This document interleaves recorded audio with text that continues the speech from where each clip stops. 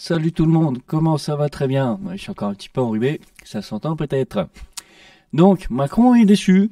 Monsieur le président Macron, parce que bon, j'ai pas envie de verser dans l'anti-macronisme primaire, est déçu. Bah, tu le vois, il fait la moue, il fait oh là là, zut, je suis déçu quand même, hein.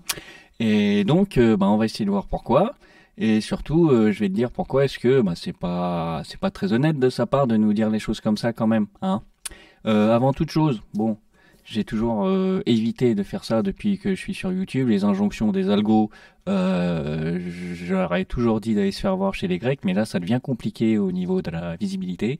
Et il y a deux, trois éléments sur lesquels tu peux agir sans faire chier les gens, ni que ça coûte de l'argent, c'est le like, le commentaire. Voilà, voilà, et ça pourrait aider pour la suite, parce que là, il commence à me blackout un petit peu sévèrement. Voilà, voilà, bon, pour le partage, si t'as un réseau étendu, tu peux partager, vas-y, mais si des réseaux restreints d'amis proches, de famille, généralement, le gars qui partage, il fait chier tout le monde. Donc c'est pour ça que j'insiste pas là-dessus, mais like, le commentaire, ça peut aider, merci. Seulement si ça t'a plu, évidemment. Merci, bon, voilà. Macron est déçu, donc tu as très certainement vu ces extraits du Huffington Post qui rediffuse cette conférence qu'il a donnée sur la recherche. Il était devant un parterre de chercheurs encore en plus, donc il n'a pas peur de dire des tas de choses qu'on sait très bien que qu'il sait très bien lui-même que comment dire, c'est lui le responsable quelque part, pas quelque part, on va voir où, mais qu'il ait dit quand même. Bon, bref, c'est pas grave, un homme politique, il en faut. Malgré tout cela, il a quand même eu l'honnêteté de dire. C'est là qu'un symptôme, et je ne veux pas ici résumer tout un vaccin, les choses sont bien plus complexes, multifactorielles que cela. Néanmoins, nous avons pendant plus de décennies eu un désinvestissement trop important sur notre recherche. Effectivement, l'État s'est désintéressé de la recherche, mais comment dire, sans vouloir raconter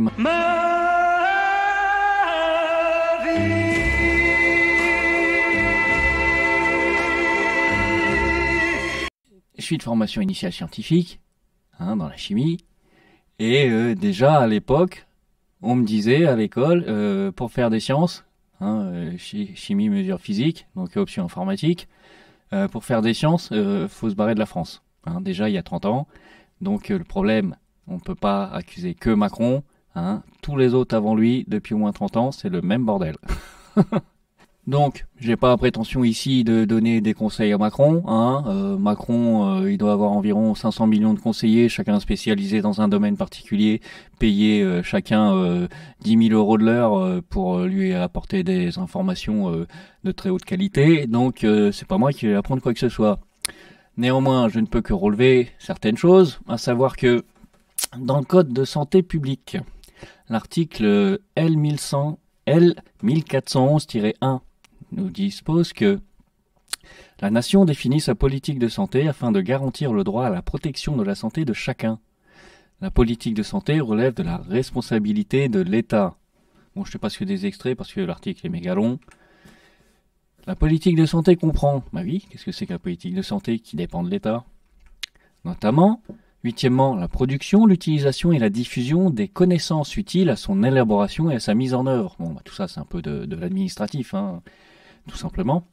Neuvièmement, la promotion des activités de formation, de recherche et d'innovation dans le domaine de la santé.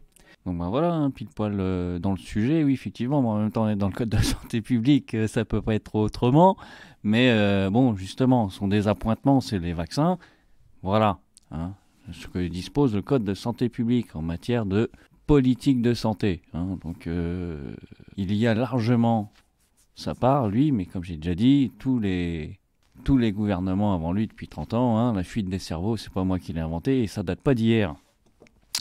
Donc ça, c'est pour le contexte légal, réglementaire. Il y a aussi le contexte, j'ai envie de dire, réel. Parce qu'il y a cet article-là de Reporter, donc un média orienté, environnement, défense de l'environnement, écologie. Et ils nous disent, CDD à gogo, manque criant de poste, on sent une lassitude chez les scientifiques, déplore Philippe Bousquet, directeur d'un laboratoire climat-environnement. Il s'élève contre la précarisation de la recherche. Tu vois le délire ? La recherche est précaire, c'est quand même hallucinatoire. Donc ce média est orienté écologie, je l'ai dit, mais c'est vrai qu'il parle, dans certains passages, il pose un contexte général inhérent à la recherche en France. Donc je te spoil pas l'article, hein, je te mettrai le lien, tu iras le lire. Mais en gros, un petit extrait, bon, en plus là j'ai coupé la phrase au mauvais endroit, justement il parlait du CNRS, mais bon. L'objectif européen de consacrer 3% du PIB à la recherche est déjà ancien, mais il n'est toujours pas tenu par la France. Donc, Monsieur le Président, va se passer, hein? Qu'est-ce qui se passe? Oh, mais que se passe-t-il? Mais que se passe-t-il? Oh, mais qu'est-ce qui se passe?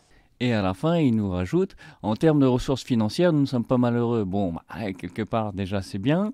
Mais le problème, c'est que ces ressources ne peuvent pas se transformer en emplois pérennes. On enquille les CDD, certains chercheurs sont en contrat court et ont encore besoin, à 40 ans, de la caution de leurs parents pour pouvoir se loger. Mais c'est ridicule. Hein, voilà, c'est écrit, c'est ridicule. Je ne sais pas si c'est moi qui l'ai dit, ça c'est écrit, ou si ça c'est écrit parce que j'ai dit, on ne sait plus, c'est n'importe quoi. Voilà, et je m'emporte, et c'est n'importe quoi. Donc, moi je veux bien qu'on fasse la moue comme ça, genre, mais que se passe-t-il, mais qu'est-ce qui se passe?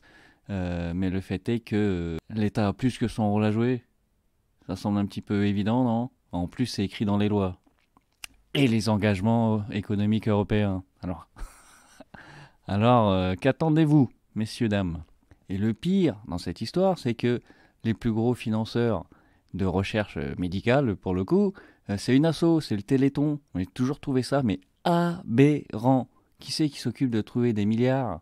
Non, pas des milliards, c'était des millions, je ne sais plus.